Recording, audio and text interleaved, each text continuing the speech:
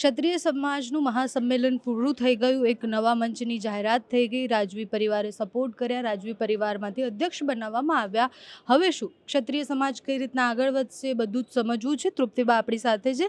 પહેલાં તો તૃપ્તિબા, એક સવાલ એ છે કે તમે જે રીતના કીધું કે સંકલન સમિતિ અને બધા જ આમાં ભેગા જ છે, પણ કરણસિંહ હોય કે બીજા જે આગેવાનો કહેવાય છે એ લોકો કેમ આનાથી દૂર રહ્યા? દૂર રહેવાની વાત નથી. જ્યારે સમાજે આપને ખાલી સંકલન સમિતિ વિશે સમજાવું કે તાલુકા જિલ્લાની જેટલી પણ સંસ્થાઓ હોય એને જોડતી કડી એટલે સંકલન સમિતિ, જે 11 વર્ષથી કાર્યરત છે, પણ આંદોલનમાં એક ગુજરાતમાં પ્રસ્થાપિત થઈ. હવે કેવું હોય, કોઈ પણ નવું સંગઠન જ્યારે બને છે ત્યારે આપને કદાચ એક પ્રોટોકોલ પ્રમાણે અથવા કોઈ પણ, હવે અમારા 17 મેઇન કોર કમિટી સભ્યો છે, તો સ્વાભાવિક છે કે બધાને સમય ના હોય. આજે તૃપ્તિબાને કહેવામાં આવ્યું કે મહિલા તરીકે અથવા જે પણ સ્થાનિક હોય જેને શક્યતાઓ હોય છે, અમારા જે રમજુબા સાહેબનું આપ નામ લીધું, તો એમને આજે મોતિયાનું ઓપરેશન છે. કરણસિંહ કાકા સાહેબનું મને ખ્યાલ નથી કે કયા રીઝનથી, પણ બાકીના આજે જે સંસ્થા પર અત્યારે આ કાર્યક્રમ થઈ રહ્યો છે, અશ્વિનસિંહ ભૈલા એ અમારા કમિટી સભ્ય છે. આપે જોયું તો સંકલન સમિતિના 7 થી 8 અમે લોકો અહીંયા હાજર છીએ. સમાજની ઉત્થાનની કોઈ પણ વાત હોય, કોઈ પણ સંસ્થા નવી બનતી હોય તો એમાં એકબીજાનો સહકાર હોય જ છે, અને બધી જ સંસ્થા એકબીજાનું પૂરક બનવાનું હોય. પ્રતિસ્પર્ધી ક્યારેય કોઈ સંસ્થાઓ નથી હોતી, હું માનું છું. અચ્છા, કોઈ પણ સંસ્થા બને તો એને મોટા આગેવાનો કે પછી વડીલોનો સાથ ખૂબ જોતો હોય છે. અને તમે જુઓ કે બહુ જ બધા એવા નેતાઓ પણ છે કે જે વડીલ છે, અને ઘણા બધા લોકો પણ નહોતા આવ્યા જે સરકાર સાથે જોડાયેલા છે. તો જો તમારા મુદ્દાઓ ત્યાં પહોંચાડવાના છે તો એ લોકોનો સાથ પણ જરૂરી છે. પાયલબેન, એવું બની શકે કદાચ. એક તો પહેલાં દરેક જે લોકો નથી આવ્યા અને આમંત્રણ આપ્યું એમને કંઈક ને કંઈક ઓલું મોકલું છે, પણ હું બહુ ક્લિયર વાત કરું તો એવું બની શકે જ્યારે આ મંચની વાત થતી હતી, આપણે પણ કદાચ વાત કરી હતી કે આ મંચ માટે કોઈને એટલી બધી વસ્તુ ક્લિયર નહોતી કે ખરેખર આમાં જે કોન્ટ્રોવર્સી ઊભી કરવામાં આવતી હતી મીડિયામાં, અથવા કોઈ કંઈ પણ સ્ટેટમેન્ટ આપતું હતું. એક સ્વાભાવિક છે કે જ્યારે સરકારમાં અથવા કોઈ બી નેતા તરીકે જ્યારે જવાબદારી નિભાવતા હોય ત્યારે એમને કોઈ પ્રોટોકોલ પણ નડતો હોય એવું માનું છું. અને સમાજ, આ બધા જ વડીલો સતત અમારી સાથે રહેતા હોય છે. અમે એક પરિવાર છીએ. કોઈ પણ સમાજ કેમ ન હોય, બીજા સમાજના વડીલો હોય, એ રાજકીય રીતે જવાબદારી નિભાવે છે. બાકી અમારો જ વિભાગ છે. આજે સ્ટેટ પરિવાર જે અહીંયા હાજર હતા, તો આ બધા અમારા અભિન્ન અંગ છે સમાજના. એટલે હું નથી માનતી કે ન આવું એના કોઈ બીજા કારણો હોય, પણ કોન્ટ્રોવર્સીથી કદાચ દૂર રહેવા માંગતા હોય એવું પણ બને, હોઈ શકે. જ્યારે પણ ક્ષત્રિય સમાજે એકતા બતાવવાની વાત કરી ત્યારે ક્યાંક તો એવો અભાવ દેખાયો જ એકતાનો.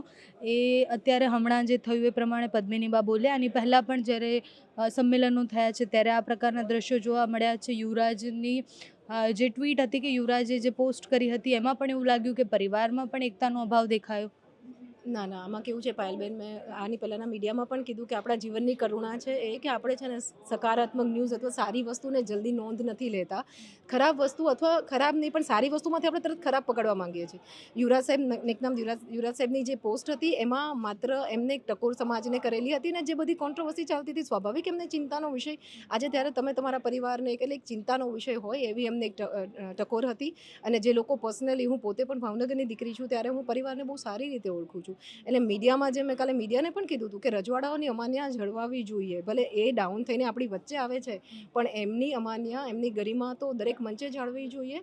અને કોન્ટ્રોવર્સી ઊભી કરતાં પહેલાં આપણે એ પણ જોવું જોઈએ કે એ કોણ છે. એટલે હું ખરેખર વિનંતી કરું છું, કદાચ મારા આ સ્ટેટમેન્ટ કોઈને ગમે ન ગમે, પણ જ્યારે રાજ પરિવારની વાત હોય ત્યારે એમનું અમાન્યા, એમની ગરિમા ખરેખર જળવાવી જોઈએ. આ નવું મંચ બન્યું છે તો શું લાગે છે કે આનાથી બધા એક થશે? સમાજ એક જ છે પાયલબેન. આપ જોડો કે જો નવું જ મંચ, દરેક સમાજમાં ઘણી બધી સમયાંતરે નવી સંસ્થાઓ ઊભી થતી હોય, નવા વિચારો સાથે નવા સંગઠનો પણ આવતા હોય. મેં આપને કીધું કે સંકલન સમિતિ છેલ્લા આંદોલન પહેલાં હું વાત કરું કે અમારું જામનગર સંમેલન હતું. દર વર્ષે અમારા વાર્ષિક સંમેલનો હોય સમાજના, ત્યારે 90 સંસ્થા જોડાયેલી, 90 થી 92. જ્યારે અમારું માર્ચ મહિનામાં સંમેલન હતું. આંદોલન પછી ઘણી બધી સંસ્થાઓ જે અમને નહોતી જાણતી, અમારે સુધી નહોતી પહોંચી, એ જોડાણી. એટલે 120 જેટલી સંસ્થાઓ સંકલન સમિતિ સાથે જોડાણી. આવી નવી કોઈ પણ સંસ્થા જ્યારે આકાર પામે છે તો એક નવા હેતુ સાથે, એક ઉદ્દેશ્ય સાથે આવે છે, અને એ આવકાર્ય છે. સમાજ ઉત્થાન માટે આજે કહીએ ને કે આપણે જેટલા હાથે કામ કરીએ એટલા સારી રીતે સમાજનું કામ થાય. એમાં કોઈ એકબીજાની પ્રતિસ્પર્ધી છે એવું નથી માનતી. સમાજ હિતની વાત હોય ત્યારે સાથે મળીને સૌએ કામ કરવું જોઈએ. પણ એકતા નથી એવું તો નથી, કારણ કે સંમેલન જે આપણે રતનપરનું જોયું, 7 લાખ માણસ જ્યારે એક થતું હોય, ઠીક છે, વોટિંગને પણ જે રીતે આપ ગણો છો, પણ એના આંકડા પણ આપણે જોવું જોઈએ. મીડિયામાં કહી દેવું, લોકો જે ઘણા પણ સ્ટેટમેન્ટ આપતા હોય છે સમાજ એક નથી, પણ મેં ક્યારે સમાજના ફાટા નથી જોયા. આપને મારે અંગત કાંઈ પ્રોબ્લેમ્સ છે ને, અથવા મીડિયા કોઈ બે આપણા મીડિયા હાઉસ છે, એકબીજા એકબીજાને પ્રોબ્લેમ છે, આપણે એકબીજાને કંઈ પણ કહી દઈએ છીએ, એનો મતલબ એવો નથી પણ કે વિચારો બદલાઈ જાય ને જ્યારે બહુ જ પ્રકારના અલગ અલગ લોકો ભેગા નહીં, થાય. એટલે જ હું કહું છું ને કે મારે ને આપને વ્યક્તિગત વાંધો હોય, હું આપના વિશે બે શબ્દો કહી દઉં ને આપ મારા વિશે કહી દો, તો આખા સમાજના ફાટા ન કહેવાય, તૃપ્તિબાના અને પાયલબેનના જ ફાટા કહેવાય. એટલે આમાં કોઈ પણના સ્ટેટમાં સમાજ આખો એક છે, અને કોઈ પણ સમાજ હોય, આજે આપ વાત કરો, અને નાના મોટા પ્રશ્નો તો આપણા ઘરમાં પણ બનતા હોય છે. એટલે આ માનવ સહજ સ્વભાવ છે કે કોઈને એક વસ્તુ ન ગમે તો થોડા સમય માટે મન દુઃખ રહેતા હોય, પણ સમયાંતરે બધા એક જ હોય છે, હું એવું માનું છું. અચ્છા.